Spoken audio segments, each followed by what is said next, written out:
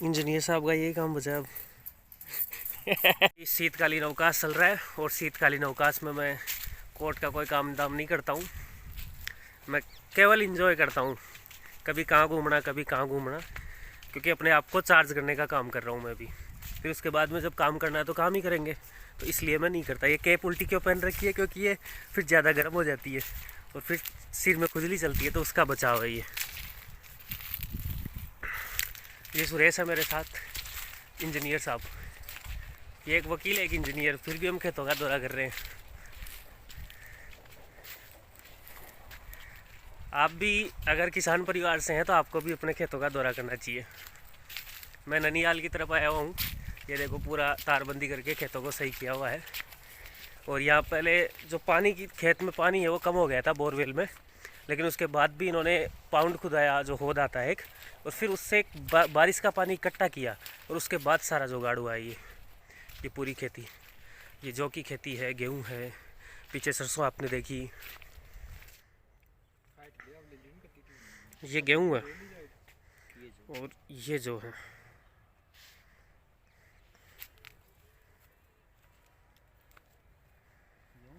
आप पास वाला खेत देख रहे हैं, बिल्कुल सूखा है। वो इस वजह से है क्योंकि पानी तो इस क्षेत्र में रहा नहीं, अब कम हो गया। लेकिन उन्होंने, मैंने बताया अभी कि पाउंड खुदवा रखा है, और फार्म पाउंड बोलते हैं उसको, और जिसमें बारिश का पानी इकट्ठा होता है, उसी की बदौलत ये पूरी खेती हो रखी है। 10,000 का कहीं पे जॉब करते हो तो साल का 1 लाख रुपए बचता है, लेकिन वही अपनी जो खेत की ज़मीन है उसको यूज़ लेके ये चीज़ें करते हो तो साल के 5 लाख रुपए बचते हैं। तो फ़र्क इतना है, समझना आपको है। अगर किसान परिवारों से जुड़े हुए हैं तो शहरों में रह के 10,000 रुपये कमाना और घर पे रह के 50,000 रुपये कमाना, वो आपके ऊपर डिपेंड करता है आप क्या चाहते हैं। और देखिए, जो किसान परिवार से लोग जुड़े होते हैं, मैंने देखे हैं वकील, इंजीनियर्स और काफ़ी जो अच्छी सर्विस में है, वो लोग भी आज खेती से जुड़े हुए हैं। धीरे धीरे जब उनकी उम्र होती है लगभग 20-25, तो उस समय उनका जुड़ाव नहीं रहता, लेकिन जैसे जैसे उम्र डलती है उसके बाद में वो लोग खेती से जुड़ने लग जाते हैं।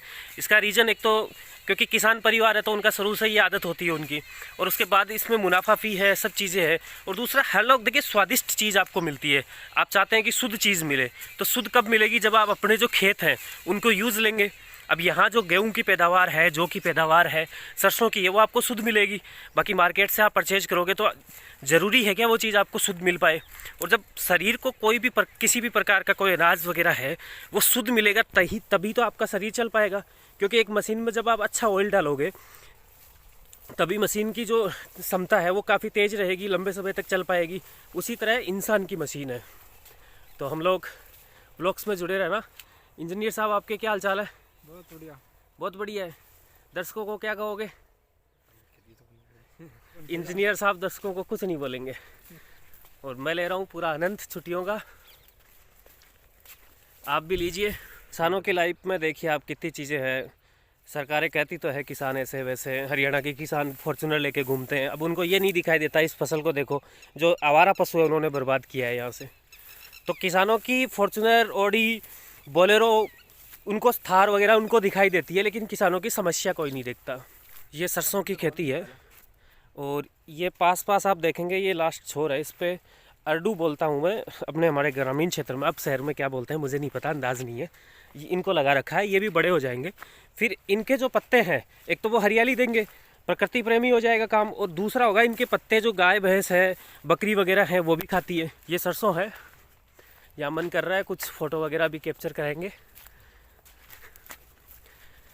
आप सरसों की खेती आपके होती है तो आप शुद्ध रूप से सरसों का तेल यूज कर सकते हैं सब्जी में, सिर में लगाने में। अब देखिए, किसान लोगों के जो बच्चे हैं वो मेरे ख्याल से लगभग सरसों का तेल यूज़ करते हैं, चाहे सिर में हो चाहे कहीं पे भी हो। बाकी शहरों का मुझे नहीं पता। कितनी शानदार हरियाली है, ये देखिए। अगर आपको ऊपर से दिखाऊं तो ये देखिए,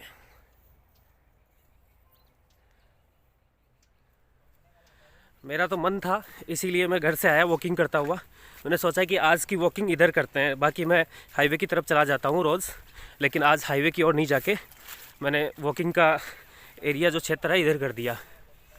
अच्छा लगा। तो आज पूरा इस फार्म हाउस का आनंद ले रहे हैं, और शीतकालीन जो अवकाश है उसका भी आनंद ले रहे हैं, अपने आप को रिचार्ज कर रहे हैं।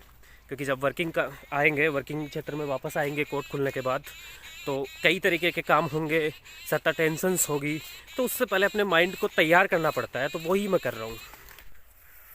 अब हम घूमते घूमते जा रहे हैं जहाँ से ही सरसों को, गेहूं को, जौ की फसल को, यानी इस फार्म हाउस में सिंचाई का साधन क्या है, जो मैंने बताया था फार्म पॉन्ड आपको, उसकी तरफ।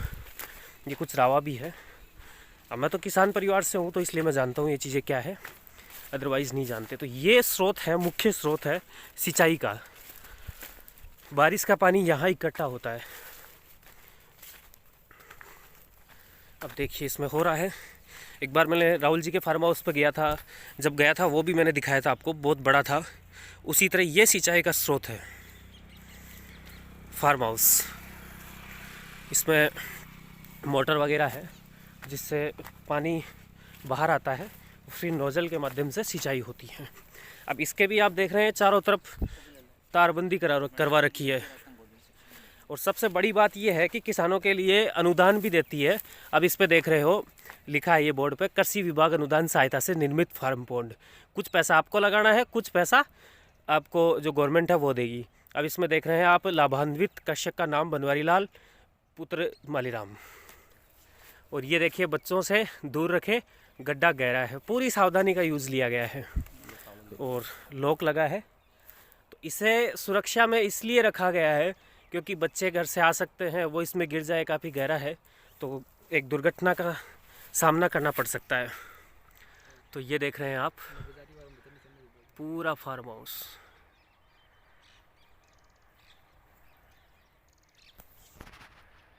और ये घर है, यहाँ से ज़्यादा दूर नहीं है, मेरे ननियाल। 2 घर यहाँ पे और एक घर इस तरफ है, बीच में तेजा जी का मंदिर। ये देखिए बारिश का पानी इस तरीके से जाता है। यहाँ से थोड़ा नीचा रखा गया है ना जाली लगा के, क्योंकि मान लो ये रिसाव का क्षेत्र है तो यहाँ से पानी अंदर इसमें चला जाएगा। जो मिट्टी होगी वहाँ यहाँ रुक जाएगी और फिर बाकी पानी अंदर, और फिर सिंचाई में काम आएगा। ये देखिए इन्होंने सुसाइड कर लिया चूहे ने। अब इसका केस चलाना पड़ेगा, कोर्ट में इंक्वायरी चलेगी।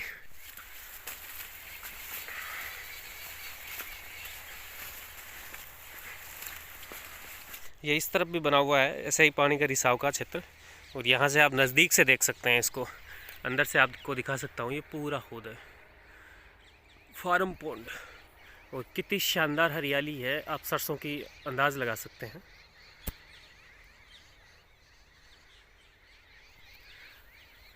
कई लोग आपको भटकाने का प्रयास करते हैं, लेकिन जब आपका नवाचार वास्तविकता धरातल पे उतरता है और उन लोगों को जवाब देता है तो वास्तव में आप भी अपने आप में गौरवान्वित महसूस करते हो। क्योंकि जब ये फार्म पॉन्ड बना होगा कि हाँ ऐसा कुछ नहीं होगा, वैसा होगा, लेकिन आज सालाना 5-6 लाख रुपए की यहाँ खेती होती है आराम से। कुछ पैसा इन्वेस्ट था, कुछ माइंड इन्वेस्ट था, बाकी खेत तो पहले से ही था। तो ये सारी चीज़ें करने के बाद आपको ये सारी चीज़ें मिलती है। कई लोग सोचते हैं कि बारिश से कैसे पानी इकट्ठा होगा इस फार्म पॉन्ड में और कैसे खेती होगी। ये सब उन चीज़ों के लिए, उन लोगों के लिए जवाब हैं। एक अच्छी खेती हो रही है यहाँ पे, शानदार खेती हो रही है। अनुमान माने तो अनुमान से आप 5 से 6 लाख रुपए सालाना बचत है यहाँ की।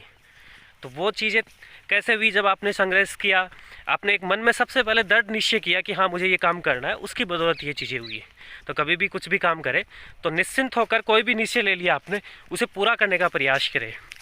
रतन टाटा सर कहते हैं कि मैं कोई भी फैसला लेता हूँ उसके बाद में उसे सही साबित कर देता हूँ, तो मैं परवाह नहीं करता लोगों की। तो उनकी बात को अमल करें। कंपाउंडर साहब मिल गए, बिना नहाए धोए हैं, लेकिन इनका काम के प्रति आप जुनून देखेंगे। देख लो आराम। जैसे इनको कॉल किया गया कि पशु बीमार हो गया है तो तुरंत आए, काम के प्रति जुनून इनका ये है। तो क्या कहना है आपका इस बारे में? हम तो सर्विस 24 घंटा देते हैं। 24 घंटे। आपका कोई वेकेशन वगैरह नहीं आती, छुट्टी वगैरह? सिर्फ नहीं आती, बिल्कुल भी नहीं। देखिए बिना कोई 24 घंटे 24 घंटा सुविधाएं देते हैं ये लोग। ये हमारे वकील साहब है। वकील साहब तो मस्त रहते हैं, कोई काम धाम नहीं रखते, वकील साहब मस्त बिंदास रहते हैं। तो इधर भी कुछ सरसों वगैरह है उसी फार्म पॉन्ड से।